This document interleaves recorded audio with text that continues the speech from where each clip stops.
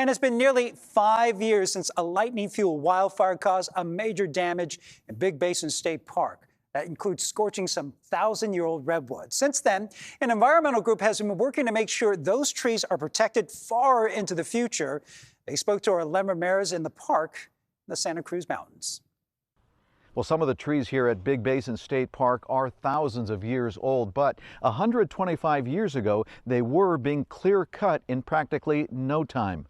That is until the Sempervirens Club stepped in and put a stop to it. And today, the club is still around and still protecting these trees for centuries into the future.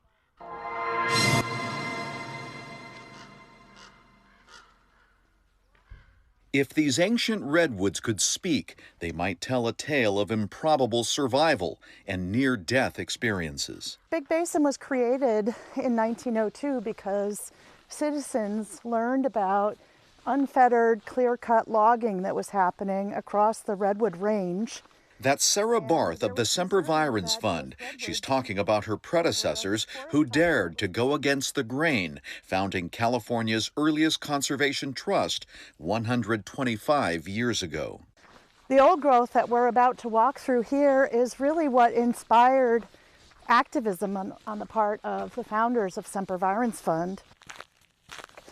And it was revolutionary at the time to think that trees were worth something just left standing. They were left standing, but only to face other man-made and natural threats to their existence. The 2020 CZU complex fire, which was caused by lightning, burned 97% of Big Basin State Park.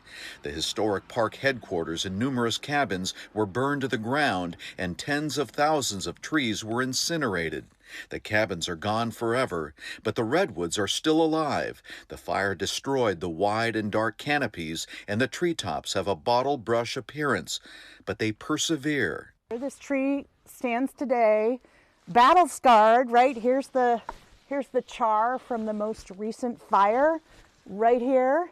And here's a scar showing out how the tree was alive but hollowed out by earlier fires. And you can see the trunk of the tree growing over and will continue to grow over to close that scar over time. And this tree is alive, a testament to the ability of redwoods to withstand even pretty extreme fire. Now, Sarah says perhaps the greatest threat to the redwoods will be the hardest one to stop. Climate change is as big or bigger of a threat to these forests than the saws were 125 years ago. The saws we could stop, and once they were stopped, the forests were saved.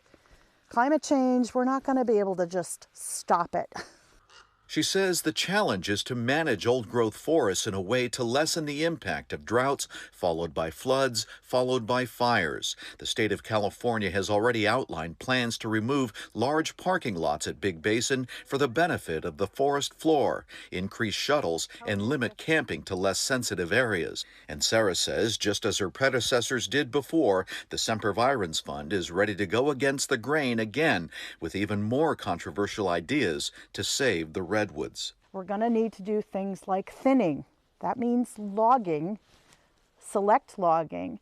It means bringing fire into areas, controlled fire, to help reduce the flammability of these forests. And so I think the vision that Sempervirens Fund can provide today is helping the public understand why that's so essential if we want to see these beloved redwoods continue for the next 7 generations. The next chapters in the lives of these old-growth trees haven't been written yet, but the new forest management strategy is already being rolled out by state parks. I would love to be around another few thousand and see what's going to happen to it. And visitors like Catherine and Susan can only hope that today's decisions will be as smart as those made 125 years ago and will have positive and long-lasting impacts on the ancient giants of the forest.